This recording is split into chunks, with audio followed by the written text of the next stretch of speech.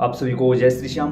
कैसे आप सब उम्मीद बच्चे होंगे। प्रेमियों, आज की वीडियो में हम बात करेंगे कि घर के पितरों को अगर किसी प्रकार से वो प्रेत योनि में फंस जाते हैं तो प्रेत योनि से मुक्ति कैसे दिलाएं, या फिर घर के बुजुर्गों को प्रेत योनि से मुक्ति कैसे दिलाएं, या फिर अगर घर में किसी भी प्रकार से किसी प्रेत का, भूत का या किसी और अन्य चीज का आतंक बढ़ता जा रहा है तो इन सब से छुटकारा कैसे पाएं। एक ही मतलब है इस बात का। अब एक मतलब कैसे है, देखिए, जो हमसे पहले गुजर चुके हैं, मर चुके हैं, धराधाम को छोड़ चुके हैं, वो अपने किसी भी गंदे कर्म के कारण कहीं फंस जाते हैं, या फिर जिनका अच्छे से अंतिम संस्कार नहीं हो पाता, या फिर जो अनमैरिड मर जाते हैं, या किसी भी प्रकार से किसी भी प्रेत, भूत, आहुक, वासुक इत्यादि योनि में फंस जाते हैं, वही फिर हमारे घर पर आकर हम सबको परेशान करते हैं। क्यों? अब मेरे घर का अगर कोई प्रेत है तो वो आपके घर में क्या लेने जाएगा, और आपके घर का प्रेत मेरे घर में क्या लेने आएगा। यानी घर के प्रेत ही घर में घुस के हम सबको दिन में तारे दिखाई देते हैं। तो सबसे पहले तो किसी दूसरे पर लांछन लगाना बंद करिए कि किसी ने कुछ कर दिया होगा। क्यों? जिस घर में पितरों की पूजा होती है उस घर के द्वार पर हमेशा पितर मौजूद रहते हैं, बाबा हनुमान की शक्ति मौजूद रहती है। उस घर में चाहकर भी कोई गंदी चीज प्रवेश नहीं कर सकती। अगर आपके घर में किसी भी प्रकार के भूत प्रेतों ने प्रवेश कर लिया है तो इसके जिम्मेवार खुद आप लोग हो, क्योंकि आपने अपने पितरों को नहीं पूजा, आपने अपने बुजुर्गों की सेवा नहीं की और आपने उनकी पूजा नहीं की। इसके जिम्मेवार आप हो। इसके लिए पितर कौन होते हैं, हमारे हैं या नहीं है, कैसे पता करें, पूरी एक प्लेलिस्ट बना रखी है हमने। इस वीडियो के एंड में भी मिल जाएगी, नीचे डिस्क्रिप्शन में भी मिल जाएगी। अगर आप लोग यह वीडियो फेसबुक पर देख रहे हो तो यूट्यूब पर जाओ, MB रिकॉर्ड भक्ति आपका अपना चैनल है, यहाँ लोगो आपको दिखाई दे रहा होगा, MB रिकॉर्ड भक्ति सर्च करो, प्लेलिस्ट में जाओ। पितरों की पूरी दुनिया की एकमात्र पूरी प्लेलिस्ट बनाकर आप लोगों के लिए डाल दी गई है। आज की इस वीडियो में हम बात करेंगे कि पितरों को प्रेत योनि से कैसे मुक्त करें, या हमारे घर में जो प्रेत हैं उनको तृप्त कैसे करें, उनको मुक्त कैसे करें। सबसे पहली बात, हमारे ऊपर 3 पीढ़ियों तक के पूर्वजों का ऋण होता है। यानी हमारे जो पितर होते हैं वो लगभग 3 पीढ़ियों के मिलते हैं। एक आध बार, कई बार चौथी या 5वीं पीढ़ी में भी कोई पितर मिल जाता है, लेकिन 3 पीढ़ियों तक के लागू होते हैं। तो हमें 3 पीढ़ियों तक को मुक्त करवाना होता है। अगर हमारे आपके पिताजी जीवित हैं तो आप उनसे पहले की 3 पीढ़ी देखिए, यानी जो घर का बुजुर्ग जीवित है उससे पहले की 3 पीढ़ियां गिनी जाएंगी। उससे पहले की कोई भी 3 पीढ़ियां देखिए आप, और उन्हीं के निमित्त आपको काम करना है। अब कुछ तो अच्छे कर्मों के कारण या तृप्ति के कारण पितर लोक में चले जाते हैं और उनको पितर बोल दिया जाता है। आप लोग भी कहीं जाते होंगे, वहां आप लोगों को बता दिया गया होगा आपके जो मरे हैं वो सारे पितर हैं। वो सारे पितर नहीं होते भाई, वो बुजुर्ग होते हैं, ठीक है। उनको बुजुर्ग कहा जा सकता है, उनको पितर नहीं कहा। पितर कुछ ऐसे होते हैं, कुछ ऐसी दिव्य आत्माएं होती हैं जो डायरेक्ट पितर लोग चली जाती है, वो हमारा भला करती हैं, या हम जिनकी पूजा करके उन्हें अच्छे प्रकार से उनको अच्छा कर लेते हैं। अब बात आती है प्रेत की। कुछ लोग क्या करते हैं, मेहंदीपुर जाते हैं, उनको बंधवा देते हैं। कुछ लोग अन्य जगहों पर जाकर बंधवाते हैं। अब जैसे हम यहाँ हरियाणा हिसार से हैं तो हमारे यहाँ नजदीक लगता है पांडु पिंडारा जो कि जींद में है। कुछ लोग वहां उनको छोड़ के आते हैं। एक बात बताइए, आपके घर का कोई लड़का है, वो गलत संगत में पड़ चुका है, गलत ट्रैक पर चल चुका है, तो क्या आप उसका त्याग कर दोगे? त्याग नहीं कर सकते। उसको समझाओगे, बुझाओगे, पुलिस से मार लगवाओगे, जेल के अंदर डलवा दोगे या कुछ ऐसा करो, लेकिन उसका त्याग तो नहीं कर सकते आप। उसको कहीं दूर छोड़ के तो नहीं आ सकते आप। लेकिन लोग यही गलती कर रहे हैं।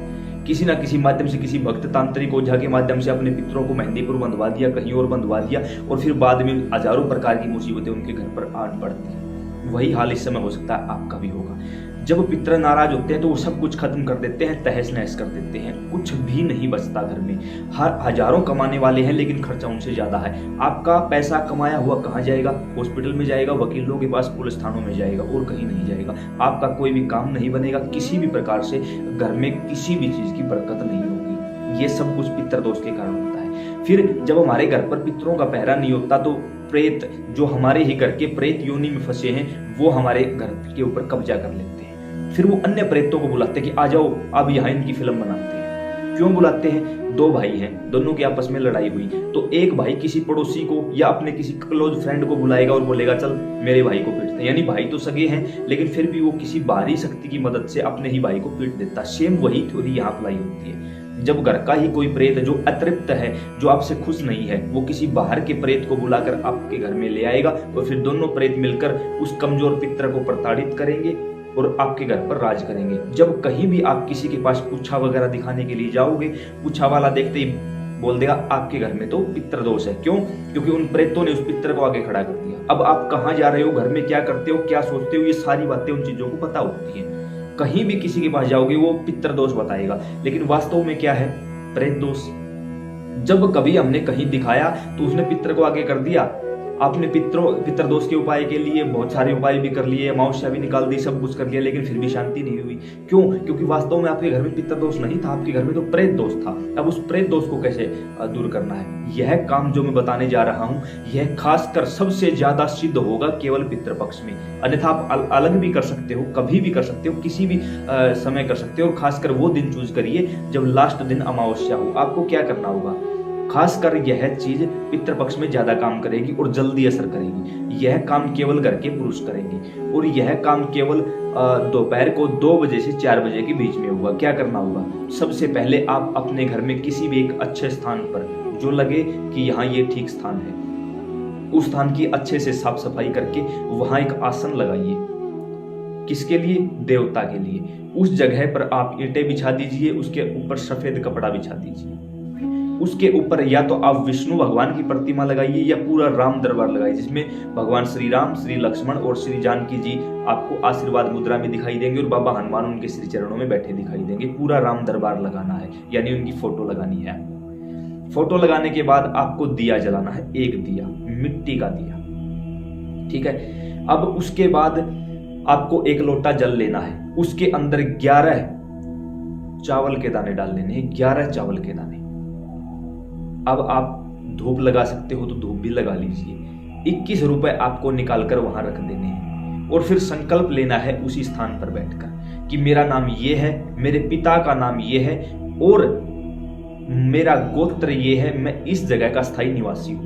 मुझसे पहले 3 पीढ़ियों में अगर कोई भी किसी भी कारण से किसी गलत योनि में फंस चुका है तो मैं उन सब की मुक्ति के लिए गीता के 18 अध्यायों का पाठ कर रहा हूं। अब यह संकल्प आपको लेना है कि आप हर रोज 1 पाठ करोगे या 2 करोगे। 1 करोगे तो 18 अध्याय 18 दिन में पूरे होंगे, 2 करोगे तो 9 दिन में हो जाएंगे। हर रोज आपको ऐसे ही दिया जलाना है, दीपक जलाना है, धूप जलानी है और जल का लोटा रखना है, उसके अंदर 11 चावल डालने हैं, थोड़ा सा गंगा जल डालना है। अब जब आप गीता का पाठ शुरू करोगे तो आप लोगों ने देखा होगा कि गीता का पाठ जब हम करते हैं तो एक स्टैंड पर गीता रखकर उसके ऊपर लाल कपड़ा बिछाकर फिर गीता का पाठ किया जाता है। आपको भी सेम ऐसे ही करना है और जोर जोर से बोलना है, जोर जोर से, जैसे मैं जोर से बोल रहा हूं आप सुन रहे हो, ऐसे जोर जोर से बोलकर उन शक्तियों को सुनाना है, भगवान को सुनाना है। जब आप सारी चीजें उनको सुनाओगे उस समय आपकी ये उंगली जल में होनी चाहिए, जो लोटे का जल है उसके अंदर ये होनी चाहिए। इससे क्या होगा? आपके द्वारा किए गए पाठ का पूरा फल उस जल के अंदर चला जाएगा। इस उंगली को आपको जल में ही रखना है।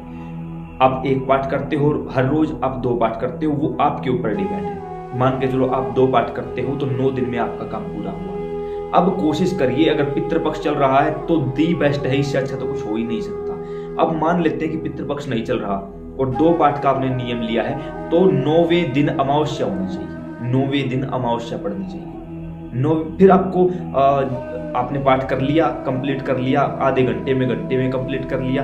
उसके बाद आपको उस जल को उठाकर माथे पर लगाना है और कहना है जो भी अतृप्त जीवात्मा है, यानी भूत प्रेत कोई भी है, हम नहीं जानते आप कौन हो, आप तृप्त हो जाइए। उस जल को लेकर आपको तुलसी में डालना है। कैसे डालना है? उस समय पर आपका मुख दक्षिण दिशा में होना चाहिए और ये उंगली नीचे की तरफ होनी चाहिए, यानी जहां तुलसी में जल गिरेगा। इस हाथ में लोटा लीजिए और जल को डालिए और बोलिए कि जो भी अतृप्त आत्मा है वो तृप्त हो जाओ, जल ग्रहण करो। और जैसे इस उंगली से जल नीचे गिरेगा तो वो जीवात्मा उस जल को ग्रहण कर लेगी, चाहे वो कोई भी चीज हो, वो आपके जल को ग्रहण कर लेगी। कर दिया ये काम आपने। हर रोज यही रूटीन, यही प्रक्रिया दोहरानी है आपको। अब जो आपने 21 रुपए निकाले थे वो आपको हर रोज 21 रुपए निकालने हैं गौ माता के चारे के लिए। उसके साथ एक चीज और, जैसे ही पाठ कंप्लीट किया उसके बाद आपको ओम जय जगदीश हरे की आरती जरूर करनी है। आरती करते ही इसका पूरा फल आपको मिल जाएगा। आरती किए बगैर आपको नहीं उठना, हर रोज आरती जरूर करनी है। अब आरती आप कपूर से भी कर सकते हो, अकेली धूप से भी कर सकते हो या वैसे भी कर सकते हो, वो आपकी मर्जी है। अब आपने 9 दिनों तक ये काम किया या फिर 18 दिनों तक ये काम किया, वो आपकी मर्जी है। उसके साथ साथ गौ माता को आपके चारे के लिए जो 21 रुपए निकाले थे आपने, वो 21 रुपए आपको गौशाला में ही दान देने हैं। गौशाला में ही उस चारे का पैसा जाना चाहिए। आसपास कोई गौशाला नहीं है तो आप 21 रुपए मत निकालिए। आप ऐसा करिए कि गौ माता को हर रोज थोड़ा सा हरा चारा खिला दीजिए, पितरों का नाम लेकर कि हे मेरे अतृप्त पितरों, शांत हो और भोजन ग्रहण करके आप अपनी तृप्ति करो। जब आप ऐसा काम करोगे तो गीता का पाठ करते ही, गीता के पाठ कंप्लीट होते ही आप देखोगे कि आपके घर में जो भी परेशानी थी, जो दिक्कत थी, दूर जाएगी। अतृप्त आत्माएं शांत हो जाएंगी और आपको हर प्रकार के सुख देने लगेंगी। आपके घर में बरकत शुरू हो जाएगी और आपका काम बनने लग जाएगा। उम्मीद करते हैं ये जानकारी आपको समझ और पसंद आई होगी। अन्य प्रेमियों के साथ इस चीज को जरूर शेयर करें ताकि उन्हें भी इस चीज का लाभ मिल सके। जय श्री श्याम।